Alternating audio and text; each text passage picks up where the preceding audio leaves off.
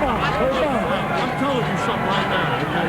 When we win this game, there can be no jerk-offs, okay? We expect to win. And you got it. Hey, we got it. Not on the shot, not on the shot. Only on the drive. You know, that was a great line he gave his player.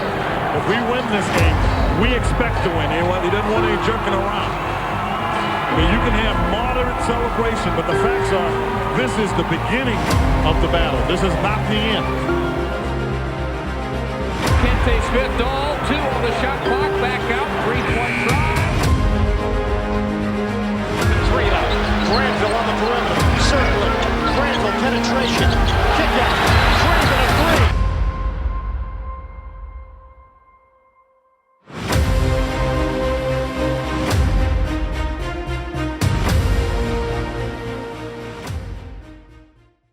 Hey, I'm TJ Carter, 2006 CAA Tournament MVP and proud alum. Being a part of a winning culture taught me that success takes communication, trust, and teamwork. That's exactly what I bring every day at Southeast Mortgage. Whether you're buying your first home, moving up, or renovating your existing home, my team and I are here to guide you every step of the way. Together, we'll make your home buying journey a slam dunk. So why wait for overtime? Take the shot, call me today, or visit my website below.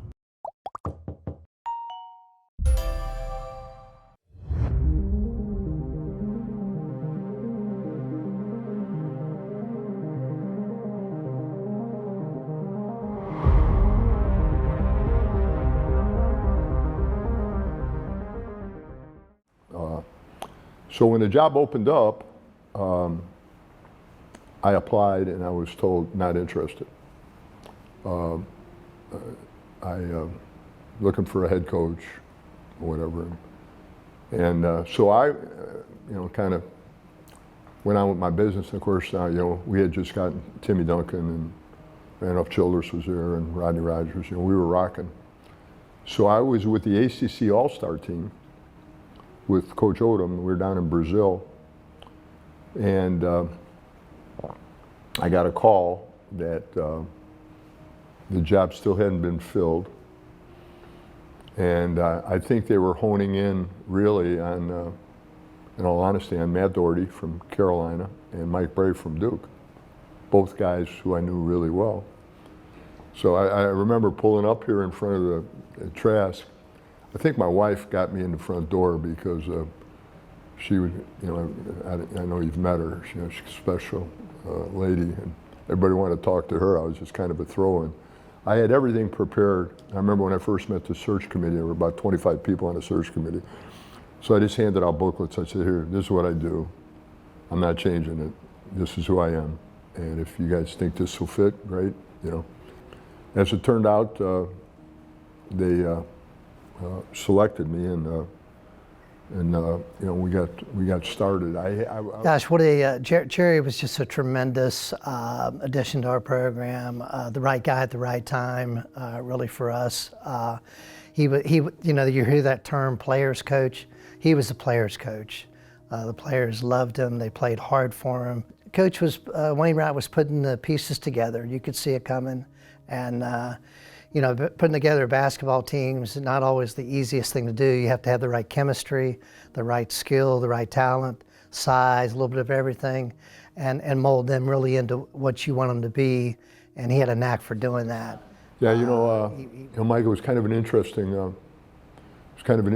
journey because we finished second in the league my first year here. I think it was the highest finish ever, and we lost in the first round of the tournament. And I faced that team, and to this day, I remind them that was my fault. I was used, even though I knew it was a one-bid league, I hadn't lived that way in the ACC. Now, we knew we were going. We finished in a certain way. We didn't play tournament basketball all year. After that, I don't think there was a year here we didn't win double-digit conference games. That was the only time we lost in the first round. That team kept getting better. I thought our breakthrough team really was when Mark Byington was a junior, when he blew his knee out in the semifinals. That was a really good team. Billy Mayhew, Keith Spencer, and they played really, really well. And I thought that was a great tournament team. But I think we just did our progressive part. So like when Coach came the first year, I think we were higher seeded and stuff, and we lost in the first round of the CAA tournament, and we probably shouldn't have. And it was our first go around. But then how do you get better? How do you progress? And then progression isn't always going to be making the NCAA tournament, but if you could kind of see progress year over year, you just kind of know it's coming. And so you just and no one kind of looked down on us as being, another team that didn't make it. Great job, but everybody's been trying for so many years. And really, unless you go to the postseason, it's kind of like, who cares? He took care of us. He sent us rings from that team, not the desktop rings that just are like paperweights, but he sent them out because we didn't get rings, like real rings from winning the league, from going to the postseason. And it's just that sort of thing that made you feel connected. Even well after you were gone, like you graduated, you're not on the team anymore, but you still are part of this thing. And he took care to always do that. And the craziest thing about our team that people don't really remember is we were loaded my junior year, and we got off to a really rough start. We had a bunch of seniors that was our year. We were picked to win the league. We were coming off a really good team that could have won it the year before.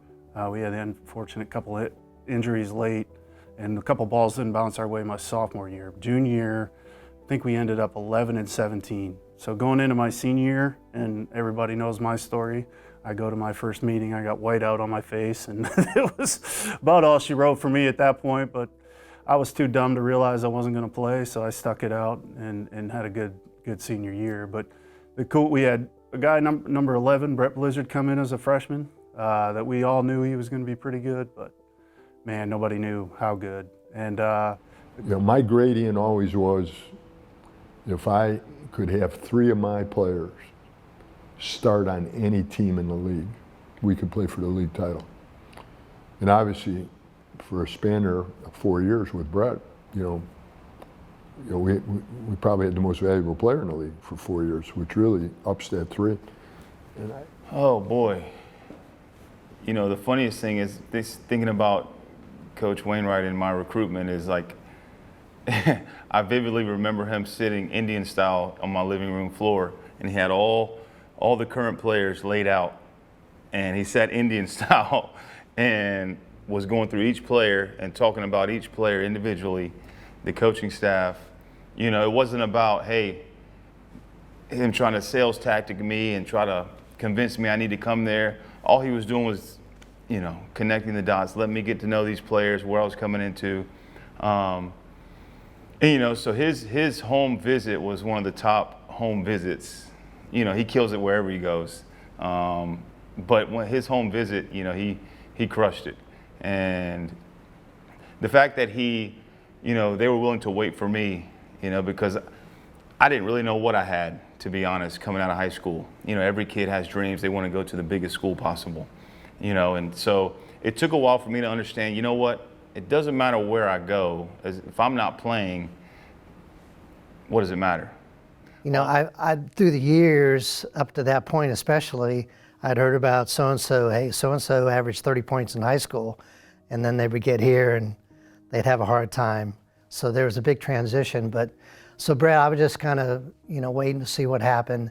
And then I think it was the 3rd game of his first season, we played Campbell at the Cumberland County Civic Center. I used to call it the Tractor Pull Palace. And I think he had 31 that night. And that was the first time really I could tell that he was going to make an impact on the program. With that team. We were always so close, and everything was about getting coach that first tournament and getting to the CAA tournament. Like everything we did was building towards that. We'd always have one stretch during the season where coach would play 3 games in a row just to try to emulate the CAA tournament. And we had T-shirts that said build towards Richmond, build towards Richmond. And everything we did the whole year long was always to try to get ready for that CAA tournament. And it just didn't bounce for us until, of course, that 3 finally did. So I can remember that night like it was yesterday, because we were playing Richmond on basically their home floor at the Richmond Coliseum, even though they played a few miles west. But we just played them really tough, and at the end, I'm sure Danny Dahl would tell you he was the reason we won. But with this big shot, and it was a huge shot. But just our fans really were really excited about winning that tournament finally. And after the game, you have the floor is crowded. Everybody's, people coming out of the stands. And after all that happened, I kind of went to the side and called my dad. And he was in Danville, Virginia, and said, "Dad, we finally made it." I'm trying to think of that shot. Yeah, I do remember that shot. Danny, there's a lot of small things that I think that's why it makes it so valuable when somebody like Danny, who's been told not to shoot the ball all season long, like specifically to not shoot the ball, ends up shooting that shot and making it. He's in the area where their fans are. They had the furthest to come, obviously. Feldman, nowhere to go. Rejected Kente Smith. Dahl, 2 on the shot clock. Back out, 3-point try. And he makes it in. How about that? Are you kidding me? Great rebound. It's a full circle thing that you can't explain, and that's what makes it so meaningful and so special. Is Danny, if you get the rebound, I want you to dribble it out every time, in which he did that, but then he ended up shooting it from out there. So that shot really changed everything for UNCW basketball, because it was finally over that hump, and now everything's a little bit more easy after that. I just was, it was euphoria. I mean, just the whole community and I mean, obviously the whole buildup of going to Richmond, right? I mean, it was the Wilmington thing to do in the spring. Was everybody went up to Richmond and Embassy Suites, and they had all kinds of events going on there. We stayed at a different hotel, but to go back there that night and celebrate with our fan base was phenomenal. It was a very special time, I think, for UNCW in Wilmington. And, I found myself, and I think a lot of fans found themselves falling into that, this is how it's going to be. Like, this is how it's going to be going forward. Gonzaga was starting to show that a mid-major could do something and do it consistently. And the writing was on the wall that that's what was going to happen here. Yeah, definitely. I think, that whole season, not just the George Mason game the sophomore year, that whole season, we didn't really do exactly what we wanted to do. We had a different air about us, which, looking back, was a little too confident. And so, people talk about sophomore slumps and all that. I think it was more of, now we were on folks' radar, and we weren't going to slip past them in any way. We were circled on their schedule. Hey, I'm TJ Carter, 2006 CAA Tournament MVP and proud alum. Being a part of a winning culture taught me that success takes communication, trust, and teamwork. That's exactly what I bring every day at Southeast Mortgage. Whether you're buying your first home, moving up, or renovating your existing home, my team and I are here to guide you every step of the way. Together, we'll make your home buying journey a slam dunk. So why wait for overtime? Take the shot, call me today, or visit my website below.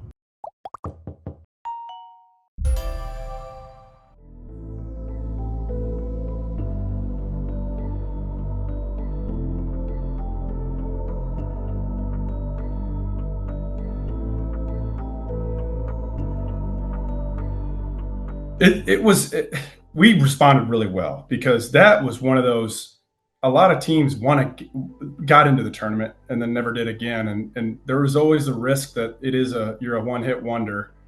I just think that we had started playing such good basketball together, and we had the consistency of coaching staff sticking around. When we kept everything intact and we knew the season was coming, and Brett was just doing what he was doing, and I started coming along, I feel like we had a lot of confidence that we kind of knew we could do it in the league. We kind of knew we would have a really good chance of being in the final again, or at least far in the conference tournament.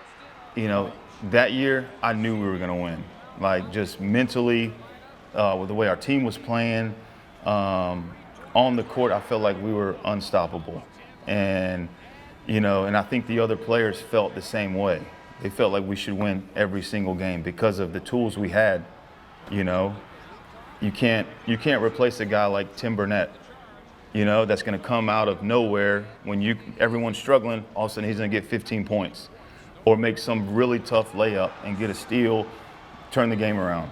And then the combination of Craig, Ed, Anthony Terrell, you know, you got Stu, you got tons of Joel, you got all the players. I don't want to name people because then I'll forget somebody, but like we had confidence and we had the tools to back that up.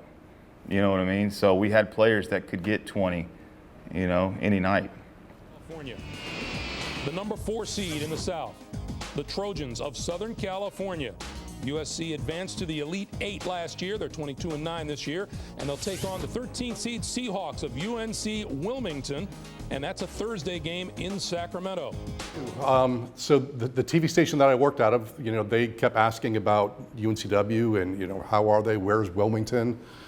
Do you think they've got a chance? And I did. You know, it was one of those matchups that they were going up against a 4 seed, and you never know what's going to happen. But Southern Cal, obviously the crowd was there to support them. But as UNCW hung in, every once in a while when there would be a play, you would hear the cheer would get a little louder. Under 10, 8 seconds to shoot. Blizzard. And a little louder. It's about 4 minutes going by, second half. Here, a 3. They're not missing. And as they started making their run and forced overtime, I don't remember, I know it would have been Indiana, but I don't remember the other team that Indiana was playing, that they were the night game, or the stragglers. Whoever was there that wasn't supporting USC was now in UNCW's camp. And I was blown away by how loud it got in there. So we were in Sacramento, obviously, and playing Southern Cal, and the whole arena was pulling for us now. I mean, it was great. We did everything. You couldn't have done it better by how we practiced and what we had done to be ready for it. And Joel Justice, who had a really, really good game, and now is an assistant at Ohio State, has had a great college coaching career. He took a first pass 3, and we were up 17. And long rebound, they came down and they hit their first 3, so now it's 14. Clancy playing with 3 personal fouls. Farmer will try. Baseline jumper for 3. The tempo is starting to shift a little bit right now. Jerry Wainwright. And, you know, slowly, you know, we get fouled, make only 1 free throw. Now and I don't really think we got shook.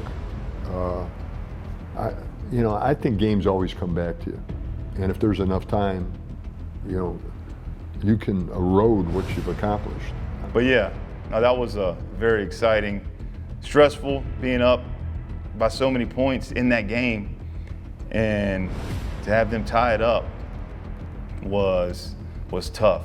That was a long walk back to the huddle. You know, the game's over if we guard the 3-point line. And, you know, here's the guy that got us wherever we're going, Brett Blizzard. False steps on help. Granville on the perimeter, circling. Granville penetration. They kick 3. Kick out. Craven a 3. 7.9 on the clock, and we are tied at 80. Down to 5 seconds left. Will they get a shot off? 2 seconds. Burnett lets it fly. Off the rim, and we are headed to overtime. And I remember walking out to him, and he's looking at me, and as we walk off the court to get to the huddle now, you know, because it's the NCAA game, it's going to be a little bit longer timeout. And so I got my arm around him, I go, Brett, you forgot we're up 3? He goes, yeah, Coach, I did. I said, well, you know, it's kind of a hell of a time to have a memory loss, but you know, we're playing to go to second round. We're playing 5 minutes, and you better not show it. I mean, his defensive schemes sometimes I didn't really. You know, no. So basically, what happened was we're up 3. The point guard drives to the basket. I'm guarding the guy in the corner. I don't know why. It's just muscle memory. It naturally, somebody's driving, I go help. Somebody helps me, then they rotate. Muscle memory. I remember as I'm going to help, I'm going, what am I doing? Pass to my guy, knocks down 3, tied up. Just let the guy make a layup. We're still up 1, they foul, we make some free throws. So we had to win that game. Or else that would have been, yeah. I don't know if Coach and I still have the same relationship. I think we lost the jump. I think they had like 4 shots. It's really critical, Mike, in overtime to score first. We did, and that kind of got us up and in there. He looks like he has some legs, moving pretty good without the ball. Spin move, Blizzard, he got far away. Breaks it through, and a chance for 3. You know, Stuart Hare's dunk, you know. I think Eddie had about 5 block dunks against Clancy, but we were really solid down the stretch. You know. But it was, and then as that game went on, it was incredible. And then obviously, as Brandon said, the Stu Hare dunk. Never been more excited in my life than when Stu came down the lane and dunked that. I was already fouled out, so I was pretty much a spectator. But God, that was a game to remember for sure. Yeah, So, exactly. the moment you see that happen from that guy, Yeah. what's going through your mind? What's it like on the court? Find the spot. Cross court. Middle of the floor has been open. Hare had a notion. Shot clock at 12. Hare, penetration. Stuart Hare taking it to the goal. Man, it was so like, there was so many emotions going on. Then he did that, and it's like we were already on cloud 9, already. Then he did that, and it's like you want to stop and celebrate because, you know what I mean? Stu just dunked on the NBA prospect, Sam Clancy. You know what I mean? Like, but we had no time to celebrate and even think about it. We just had to keep playing. But as overtime started to end, I knew in my head, win or loss, I wanted video of them coming off the court. So I was in the tunnel. And when that horn blew, and you could tell, I mean, and I could see the score, but you could tell by the crowd, it was not the home crowd that won this. And to see those kids come off skipping and jumping and just drained. But to see that sense of pride and knowing what they had done, it's my hair standing up my arms right now because I hadn't thought about this in a while. It was neat to see, you know, college-aged men coming off the floor acting like kids because they were having so much fun. But it's hard to do. It's hard to do. You know, it's to all of a sudden go out and play on, especially if you haven't played with those shooting backgrounds. But we had done a lot that year in non-conference. I thought that got us ready for that moment, and we got a good draw. To tell you the truth, nothing against Southern Cal, but if you wanted to press us, you were helping us. That was for sure.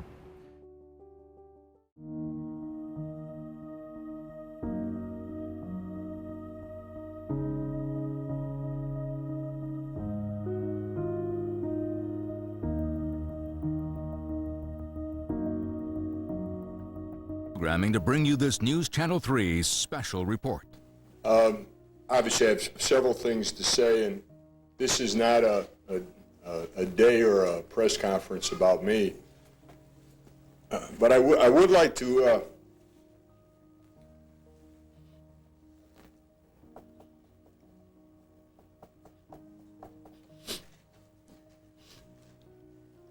said I wasn't going to do this.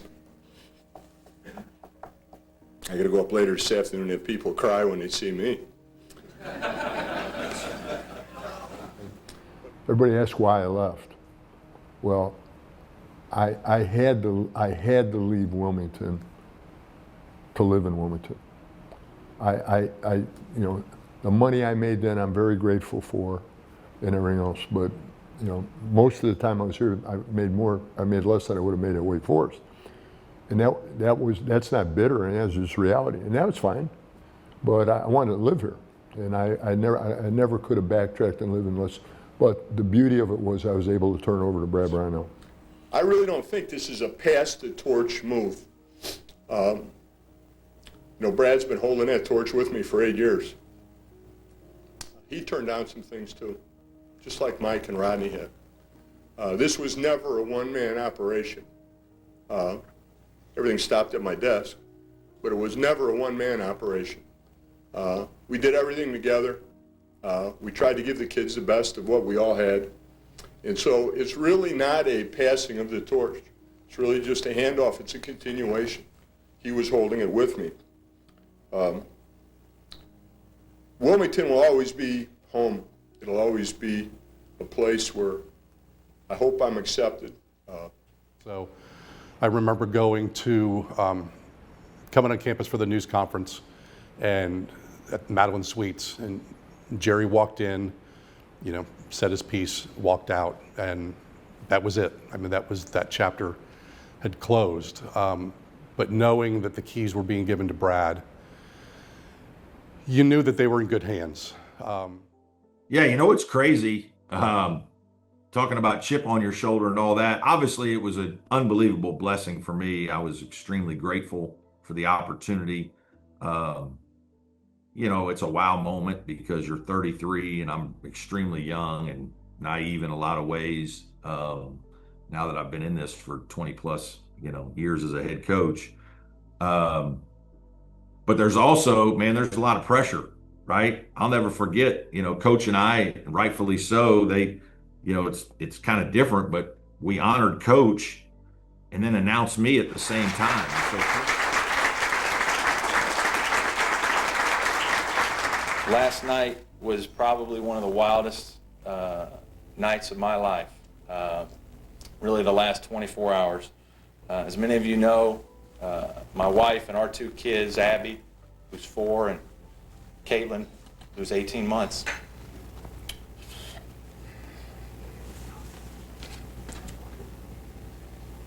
But when you have kids that age, I mean, life in that household is chaotic. But I'm not ashamed to admit that I was the biggest kid in that house last night. I was bouncing off walls, jumping on beds. I can't tell you how excited I was. Take over for him, right? And on the first day that I become the head coach, the next day after the press conference, there's a newspaper article there in the Star News, and there's a shadow of Coach over top of me. And it's basically saying anything less than a championship for next year is like an unsuccessful season. And so, like, there was basically an article written about how, you know, it was sad that Coach was leaving and that we don't really know if this guy can do it. And, you know, so I'm a competitor too now. And, you know, that fueled me to be successful. But I certainly felt the pressure to like, we had a good team coming back. I was very fortunate that Brett and Craig and those guys were seniors.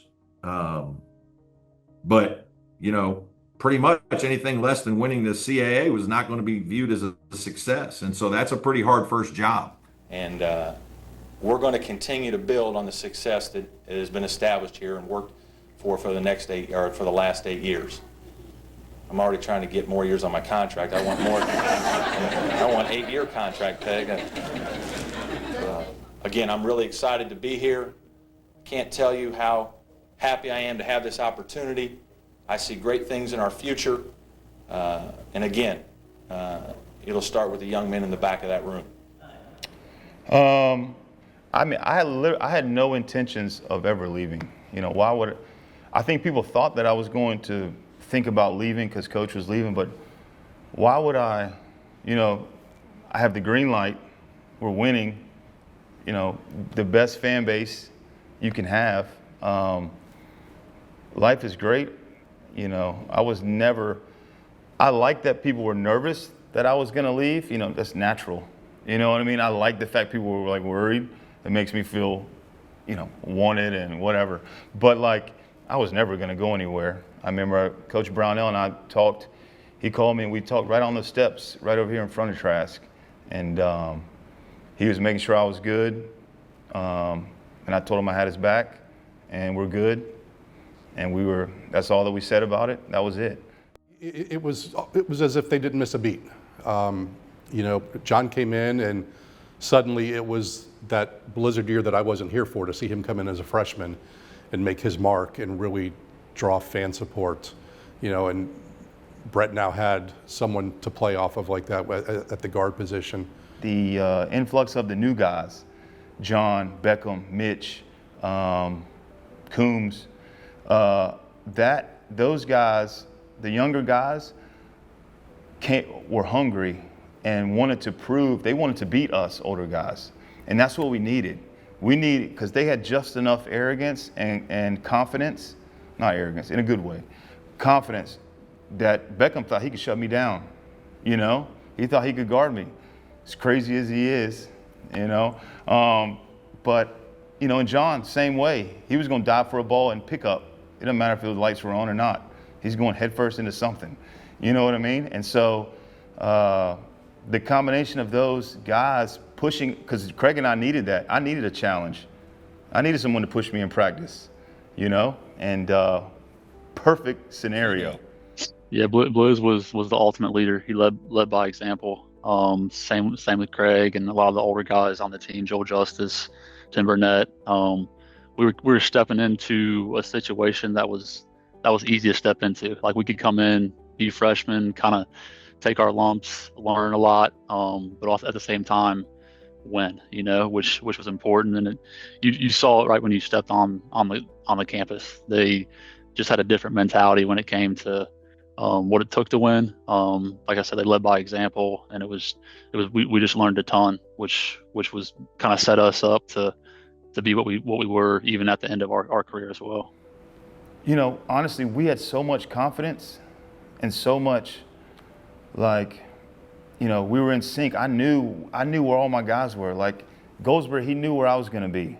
I knew where he was going to be on offense and defense.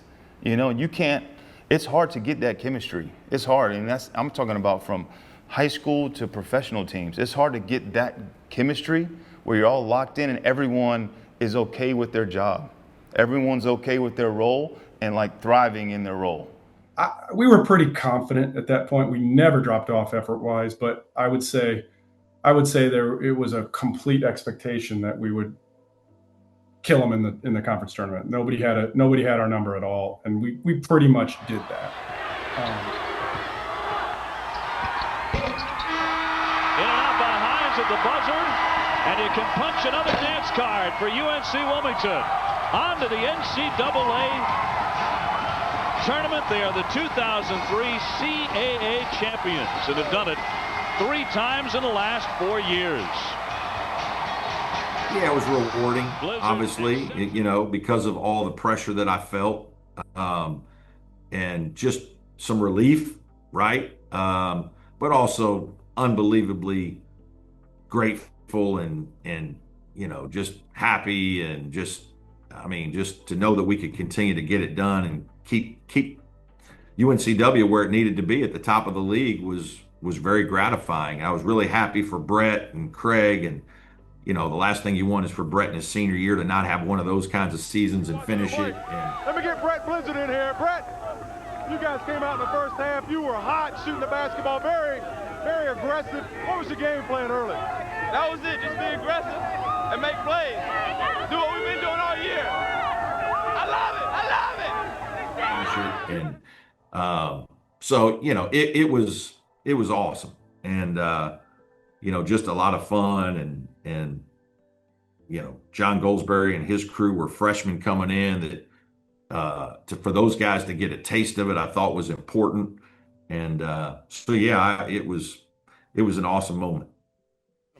The number 6 seed, the defending NCAA champion Terrapins of Maryland, and they'll face the number 11 seed UNC Wilmington. The Seahawks won the regular season and the Colonial Athletic Association tournament. So I think we were excited. You know, obviously to play against the reigning national champions was something that we were looking forward to. But it was more of just like, all right, hey, what do we got to do to win? You know, it didn't matter who we're playing against. We knew with Blizz and Callahan, like we had a chance to beat anybody. I would say as a whole group, we were determined to win 1 or 2, maybe even 3 games in the tournament, and I think we had what it took given the field that year.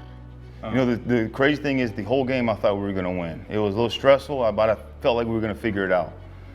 I felt like in the beginning I didn't know. The jump ball, I wasn't sure. I felt like we could, but as the game started, I was like, oh, we can beat them. Checking Wainwright on the floor. Goldsberry with the three and the lead. Honestly, I mean, you don't remember much of it during the game, right? Obviously, they probably didn't think I was going to. I don't think I shot like 8 threes the whole year, you know. And so I was wide open because everybody was keying on Blizz. But again, it's just it's a product of, you know, the teammates, the coaches. Again, I was wide open, so I should knock down a wide open three. But Goldsberry fires a three, very pure. Get a jump shot off over there. Goldsberry's open. Boy, that stroke looks good. Here for the Seahawks. Goldsberry, the top scorer, and adds 3 more. Now a freshman is going to have to do the job in the point. Goldsberry. Yes, wow, another one. He's got 17 tonight. Lead of the night. Goldsberry. Again? Just on go here tonight. Can he go 7 for 7? Yes! Oh! Blizzard in the right spot. Goldsberry for 8 in a row. Oh no! 8 for 8. 1 has touched the rim. Basically, those other guys picked it up, carried it enough when I wasn't knocking down shots, and that's what I'm saying. They carried it, and then I took care of the end, made a few shots at the end to do what we need to do to give us a chance to win. There it is. There he is. Sweet 16 on their minds. Blizzard with the shot. Yes. Did you see the shot? But it's Nicholas on Blizzard. Blizzard got set quickly, and he is hot now. It was bound to come. Steve Blake gets a random ball that shoots out, rolls out into the corner, you know, knocks down a 3. Blake drives. Randall wasn't ready for it. Kaner Medley, though, in the right spot. Blake for the lead. Oh! And the senior comes through his first points of the second half. Wilmington. I'm driving to the basket, and people ask me why I didn't shoot the floater, why I passed it to Coombs. First off, I trusted him to finish, or at least he's big enough and tall enough he's going to get fouled.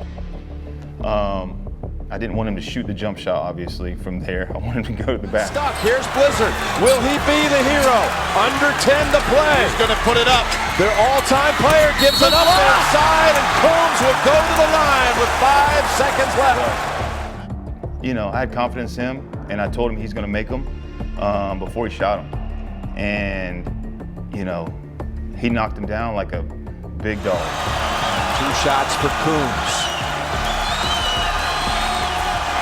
And he ties it. And Holden and Randall, they'll have to do something in the last 5 seconds to extend their career. Timeout, UNC Wilmington. They go to throw it in. Drew Nicholas gets it. And all I was doing was trying to just keep him from going north and south. And so I pushed him to the right, and Anthony Terrell is there. So we're kind of double teaming him, give him some space without fouling, and he just keeps going to the sideline. Blake, who thought he had beaten the buzzer in a game against Notre Dame this season from midcourt. He wants it and he needs it. Nicholas, the senior, with 2 seconds. Now, I'm like, this is awesome. He's going straight to his bench. Couldn't draw it up any better. He's not trying to get fouled. He goes off one leg, Anthony goes up. I'm kind of like just here. I didn't even jump, I was just here. And senior with 2 seconds. Here it goes for the win. Yes! Nicholas has done it. Maryland on to the second round in a most heroic finish. And it was just over. It was like, that was it. They were celebrating. I was like, no. I was like, well, but it was over. Like, you don't even have a chance to even hold on. Like, I didn't mean that. You know, like, it was just over. So, you know, I didn't know what to think. So I went to the tunnel and heard the horn and heard the cheer.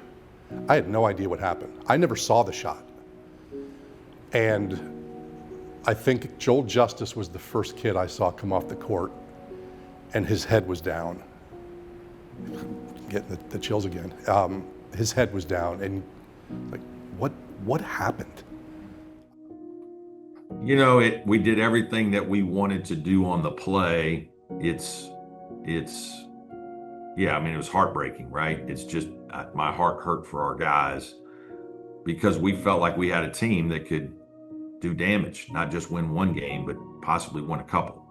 And if you just could win that first one, now momentum builds. And we were in the locker room now minutes after they were in, and it was the worst situation in sports that I can remember ever covering. To see these athletes in fetal positions on the ground, to see Brett in a corner by a trash can where it looked like the blood vessels in his eyes had you know, just, it was awful. It was awful. But it certainly was the worst thing I've covered sports-wise.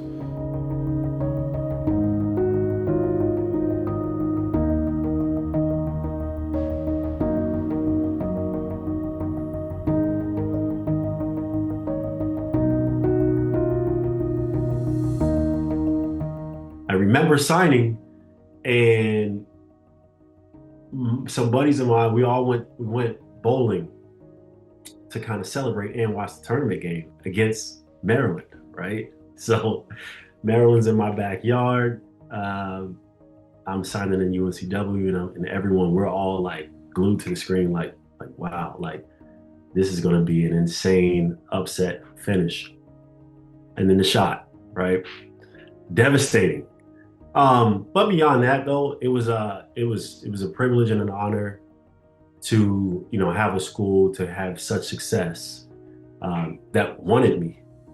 Yeah, we thought that group, you know, had a chance. Obviously, you know, we kind of had to build it back a little bit during a couple years previous, and we started to make the turn the third year. I think we won 19 maybe, and those guys had started to really grow as players and leaders, and we knew this, that, you know, with Beckham Wyrick and John Goldsberry and Todd Henley and Mitch Law, there was not going to be a tougher team physically. That our guys were competitive as heck. They were going to fight you to the end. And then the emergence of TJ Carter, that was his coming out party season. We thought he was gaining on it. At the end of his sophomore year, he really started to flip the script like the last month or 6 weeks. And so that's when you see a guy with tremendous scoring potential and talent.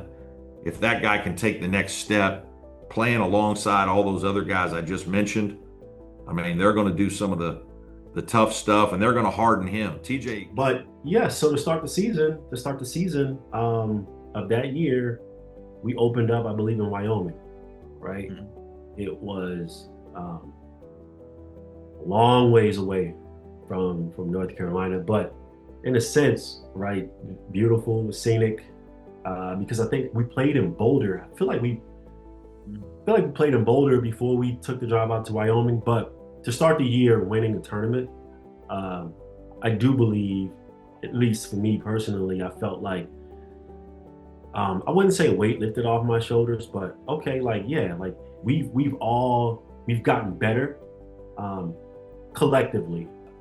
That team, we had a lot of confidence. I think we had a lot of confidence that, you know, we could be good, and if we could go play well in that tournament, and obviously we beat Butler, Northwestern, and Wyoming, I think, in those 3 days or whatever, and those are 3 good, solid programs, good teams. To win those 3 games on a neutral court, coming out of that, I think we felt really good about ourselves and kind of knew what we had as a team and something to build on. It's championship week presented by 7-Up, and our matchup, 2 teams that have each won 24 games, the Pride of Hofstra and the Seahawks of UNC Wilmington. UNC Wilmington beat Delaware and then Northeastern to get here. Meanwhile, for Hofstra, it was a win over VCU, one of the favorites, and then a win over the number 2 seed George Mason to get to the championship round. Let's take a look. In the conference play, I just remember my confidence was like at an all-time high. You know, like I just felt like any night I could help us win games. And underneath as he drew a double team. Carter, teardrop won't go, second won't go. They'll try it one more time, and that time he got it. Right up there in the three-point category as well. Here's Carter on the outside, speaking of three. A little bit in the last 2 or 3 minutes of the first half. Carter through traffic, up and in. Carter triple team, still score. Big shot by T.J. Carter. Overall, as much as I love that club, I think they'll be the first number 2 seed knocked out in the tournament this year. Look at that. Carter, 2 big shots in a row, and Agudio called for the foul. Terribly, Carter, he's going to take a 3, and he got it! T.J. Carter has taken over in the last 2 minutes. 6 points in 52 seconds to be exact. And that was previous 2 years, the hard work, the conditioning, the drills that we hated doing, and then for that to unfold and to be the tournament MVP is like, like for me, I couldn't draw it up any better. See them tonight, a happy bunch of Seahawks. They won't need wings to fly tonight, will they? They're going to the NCAA tournament as the CAA champions. 2 old friends hug at midcourt. 78-67 is the final. UNCW, our congratulations to them on their way to the tournament. It's tough. It's not easy. Certainly, we felt like we were deserving of an at-large if we didn't win the game, but we didn't want to put it in the committee's hands. And I'm really proud of my seniors. I got a wonderful group of kids, and they deserve to be in the tournament. The number 8 seed in the Atlanta bracket will be the Colonials of George Washington. Their 26 wins, the most wins in a season in their school history. And GW, they're pleased. 26-2 overall. Great year out of the Atlantic 10. They lost to Temple in the quarterfinals. They will meet 9th seed UNC Wilmington. The Seahawks won the Colonial Athletic Association Tournament Championship and a share of the regular season title as well. Now, yeah, it was exciting. Obviously, you didn't think you'd be a 9th seed and playing a team that had lost 1 game all year. But again, like it was our freshman year when we played in Maryland. Like it didn't really matter who we were playing. We knew we could beat or play with anyone, and we proved that we could. Yeah, it was fun watching John. Gritty's the word that always gets paired with Goldsberry. Kid left his heart on the floor, left skin on the floor. And to watch his leadership was a lot of fun. I think we were up 17 or 18 with, I'm not sure how much time left. GW-UNCW, personification of why this event is so great. Down by as many as 18. Here come Carl Hobbs' bunch. Mike Hall, 1, 2, 3 the hard way. GW on a 19-0 run. They go ahead, but then they're down too late. Carl Elliott fouled, shooting a 3, makes the first 2, misses the 3rd. Here comes Wilmington with a chance to win it. They've got T.J. Carter, one of the best players in the CAA. He had 25. This shot, no good. But coming back the other way, J.R. Pinnock to Maurice Rice. He's all by himself. But the clock runs out before he can make the bucket. We head to an extra 5 minutes. To see them go up so big and the crumble was so unlike that team. Minutes in the overtime period. Beckham Wyrick trying to tie it up late. No. And the Colonials, led by, well, all 5 starters in double figures, said Carl Hobbs, the resiliency and will to win is incredible. Now we've got... That's the part to me that I'll never get past. It's like, I've never seen this team. I've never seen this team just disappear. Just literally disappear from the fight. That was a tough game to watch. Again, a heartbreaking loss in the NCAA tournament, but again, like we that game I don't think defined us as a team. Even though it was tough to take, you probably should have won the game, but I don't lose sleep over it anymore. I just think we had so many meaningful experiences together that, as soon as you see each other, you're laughing and quickly telling stories and knowing that you're impacting the young men that you coach and hopefully have equipped them for the tools to be successful in life is what this is ultimately about.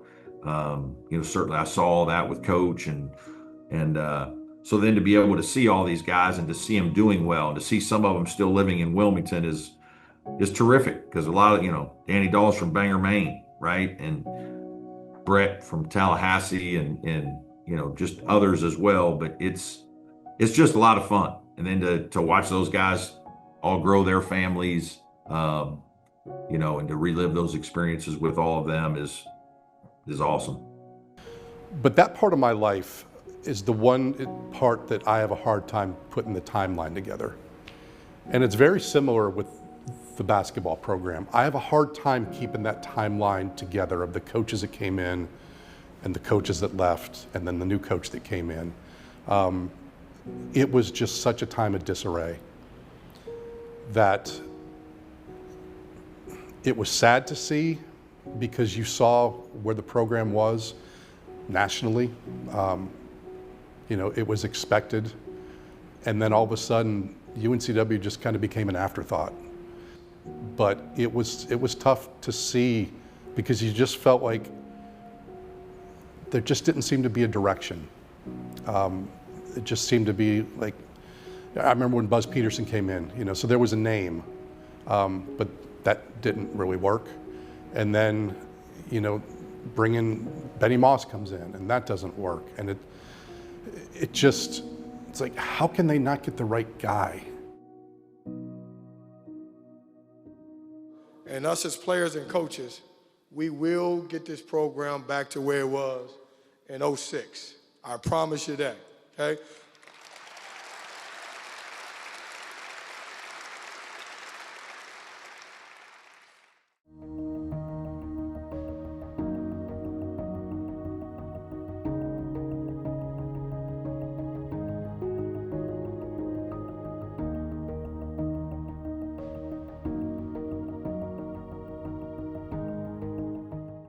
Hey, I'm TJ Carter, 2006 CAA Tournament MVP and proud alum. Being a part of a winning culture taught me that success takes communication, trust, and teamwork. That's exactly what I bring every day at Southeast Mortgage. Whether you're buying your first home, moving up, or renovating your existing home, my team and I are here to guide you every step of the way. Together, we'll make your home buying journey a slam dunk. So why wait for overtime? Take the shot, call me today, or visit my website below.